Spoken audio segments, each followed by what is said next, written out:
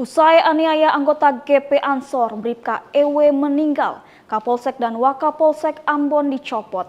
Bribka EW salah satu dari 3 oknum anggota polisi menganiaya anggota GP Ansor Rizal Taufik Serang meninggal dunia. Kasat Reskrim Polresta Ambon AKPM Ainul Yakin dikutip Jumat 27 Desember 2024 mengungkapkan Bribka EW meninggal disebabkan serangan jantung.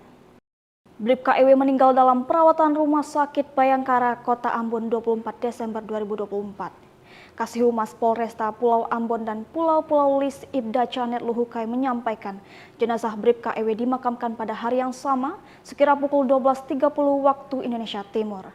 Sebelum menghembuskan nafas terakhir, Bribka EW tengah menjalani pemeriksaan oleh Divisi Propam Polresta terkait dugaan penganiayaan terhadap Rizal Serang. Selain kasus yang menimpa Bribka EW, 2 pejabat kepolisian juga dipecat imbas bertindak sewenang-wenang terhadap anggota GP Ansor.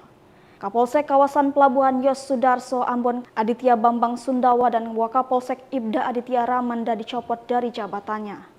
Pemecatan ini disampaikan Wakapolres Ambon Kombes Pol Driano, Kamis 27 Desember 2024 kemarin. AKP Bambang dicopot dan dimutasi ke Direktorat Tahanan dan Barang Bukti, posisinya digantikan AKP Riando Effendes Lubis. Bapak Kapolda juga menginstruksikan agar tahapan serah terima jabatan Kapolsek KPYS dilakukan secepatnya, jelasnya.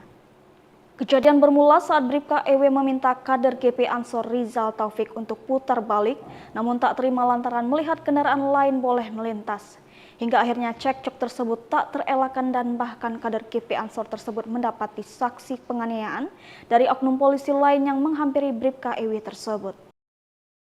Download Tribun X sekarang, menghadirkan lokal menjadi Indonesia.